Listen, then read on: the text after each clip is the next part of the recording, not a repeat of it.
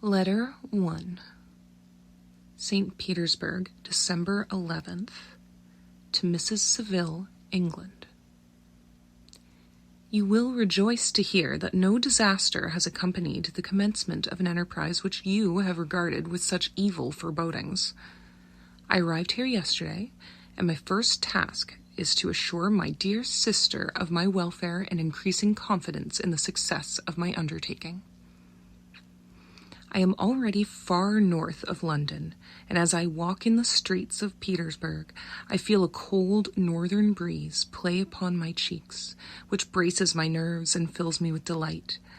Do you understand this feeling?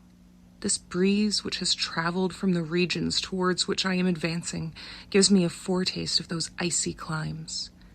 Inspirited by this wind of promise, my daydreams become more fervent and vivid. I try in vain to be persuaded that the pole is the seat of frost and desolation. It ever presents itself to my imagination as the region of beauty and delight. There, Margaret, the sun is forever visible, its broad disk just skirting the horizon and diffusing a perpetual splendor. There, for with your leave, my sister, I will put some trust in preceding navigators. There, snow and frost are banished, and, sailing over a calm sea, we may be wafted to a land surpassing in wonders and in beauty every region hitherto discovered on the habitable globe. Its productions and features may be without example, as the phenomena of the heavenly bodies undoubtedly are in those undiscovered solitudes. What may not be expected in a country of eternal light? I may there discover the wondrous power which attracts the needle and may regulate 1,000 celestial observations that require only this voyage to render their seeming eccentricities consistent forever. I shall satiate my ardent curiosity with the sight of a part of the world never before visited, and may tread a land never before imprinted by the foot of man. These are my enticements, and they are sufficient to conquer all fear of danger or death, and to induce me to commence this laborious voyage with the joy a child feels when he embarks in a little boat with his holiday mates on an expedition of discovery up his native river. But supposing all these conjectures to be false, you cannot contest the inestimable benefit which I shall confer on all mankind to the last generation by discovering a passage near the pole to those countries, to reach which at present so many months are requisite, or by ascertaining the secret of the magnet which, if at all possible, can only be effected by an undertaking such as mine.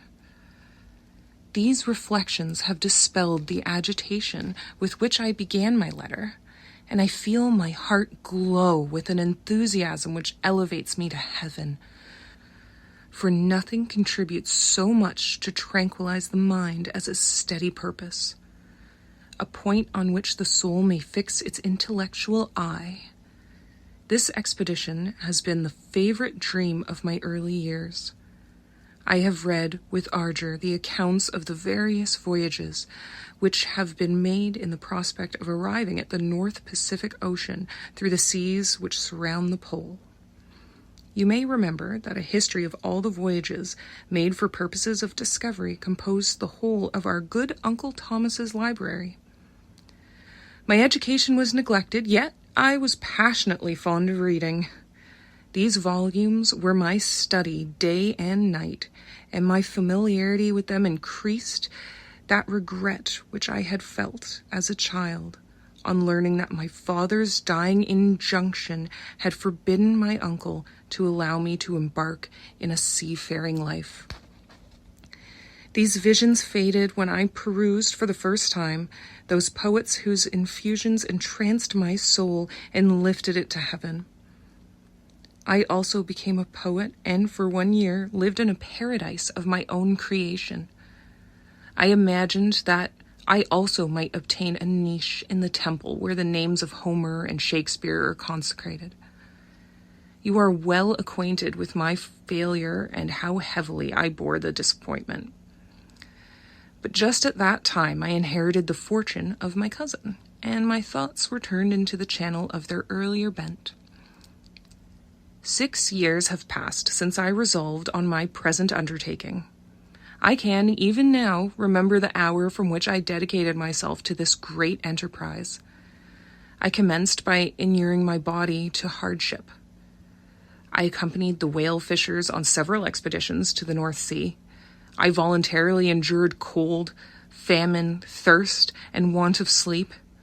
I often worked harder than the common sailors during the day and devoted my nights to the study of mathematics, the theory of medicine, and those branches of physical science from which a naval adventurer might derive the greatest practical advantage. Twice I actually hired myself as an undermate in a Greenland whaler, and acquitted myself to admiration. I must own I felt a little proud when my captain offered me the second dignity in the vessel, and entreated me to remain with the greatest earnestness. So valuable did he consider my services. And now, dear Margaret, do I not deserve to accomplish some great purpose? My life might have been passed in ease and luxury, but I preferred glory to every enticement that wealth placed in my path. Oh, that some encouraging voice would answer in the affirmative. My courage and my resolution is firm, but my hopes fluctuate, and my spirits are often depressed. I am about to proceed on a long and difficult voyage, the emergencies of which will demand all my fortitude.